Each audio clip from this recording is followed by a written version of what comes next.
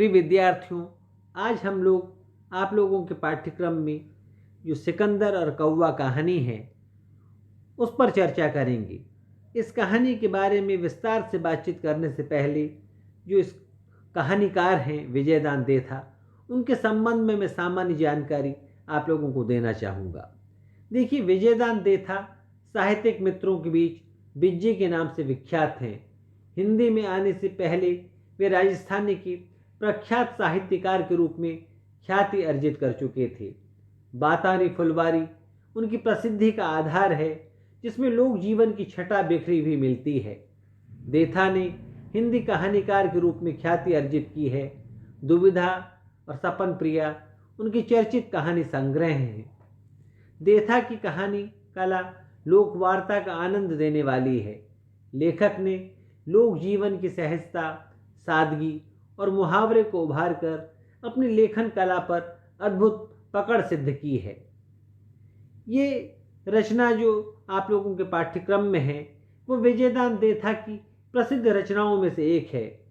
देथा, जिन्हें उनके प्रशंसक विज्जी नाम से पुकारते हैं, अपनी कहानी कहने की शैली में बेजोड़ हैं। उन्होंने लोक कथा के लहजे को पकड़कर अपनी कहानियों की रचना की है। उनकी कथा शैली विशिष्ट है। लेखक किसी विषय को उठाकर ऐसे सांचे में ढाल देते हैं कि पूरी कहानी में निहित संदेश, उसकी चरित्र सृष्टि, उसकी भाषिक संरचना और बात कहने का ढंग हमें आकर्षित करता है। वे शब्दों के कारीगर हैं। वे कथा को इस रूप में गूंथते हैं कि पाठक अथवा श्रोता न केवल चकित रह जाता है, अपितु उसके मन में बार बार उस कहानी को पढ़ने की इच्छा जन्म लेती है। इस कहानी के कुछ बिंदु इस प्रकार हैं। बिज्जी ने इस रचना का आरंभ युद्ध व विजय के महानायक सिकंदर महान की बीमारी को आधार बनाकर किया है। सिकंदर भी कहानी के आरंभ में ही आम आदमी की तरह बुखार से पीड़ित हो जाता है। बीमारी तो महानता नहीं पहचानती, उसकी बीमारी बढ़ती चली जाती है। कोई भी यूनानी दवाई कारगर साबित नहीं होती। इसी क्रम में कथा आगे बढ़ती है। अचानक संसार के सबसे बड़े वैद्य सिकंदर का इलाज करने पहुंचते हैं। सिकंदर उनसे पूछता है कि आपको मेरी बीमारी का क्यों कर पता चला? ना तो आपने किसी से कुछ पूछा और न किसी ने आपको बताया। वैद्य कहते हैं, जिस तरह दूर दराज के पक्षियों को पानी का पता चलता है, भंवरों को फूलों का और मधुमक्खियों को पराग का पता चलता है, जिस तरह गिद्ध और कौवों को मरणासन्न पशुओं का पता चलता है, उसी तरह से मुझे भी रोगियों की जानकारी हो जाती है। बुद्धिमान वैद्य उसके रोग को मिटाने का उपाय बताते हुए कहते हैं कि देश के प्रति मेरी निष्ठा और रोगी के प्रति मेरा कर्तव्य दो अलग अलग मसले हैं। दोनों को साथ मिलाकर देखने से झमेला होता है। वैद्य की बातों से प्रभावित हो सिकंदर सोचता है कि अजीब मुल्क है ये, जिससे मिलो वही दार्शनिक।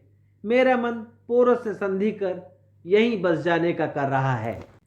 सिकंदर वैद्य से कहता है कि मैं समय के साथ बूढ़ा नहीं होना चाहता, जवान रहना चाहता हूँ। मैं मर जाऊँ, लाखों लोग जिंदा रहें, तो सिकंदर और अपने आदमी में क्या अंतर रह जाएगा? वैद्य कहते हैं कि अमर होना चाहते हो तो ये उपाय मैं बताता हूँ।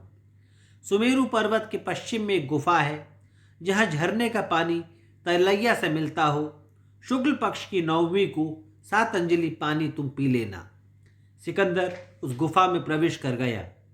वो पानी पीने ही वाला था कि कौवा बोला, इस कुंड के पानी की एक बूंद भी चखी तो पछताओगे। यह तुम्हारी जिंदगी का सबसे बड़ी भूल होगी। मैंने भी यह गलती की। अमरता अभिशाप है, मृत्यु नहीं। मैं शाश्वत जीवन से अभिशापित हूँ। जीवन की महिमा क्यों है? जीवन इतना प्रिय क्यों है? क्योंकि इसके साथ मृत्यु का वरदान जुड़ा है। सिकंदर ने कौवे की तरफ देखा। उसे पहचानना मुश्किल था। ऐसा जीर्ण शीर्ण कौवा उसने नहीं देखा था। उसके पंख झड़ गए थे, वो कंकाल मात्र था।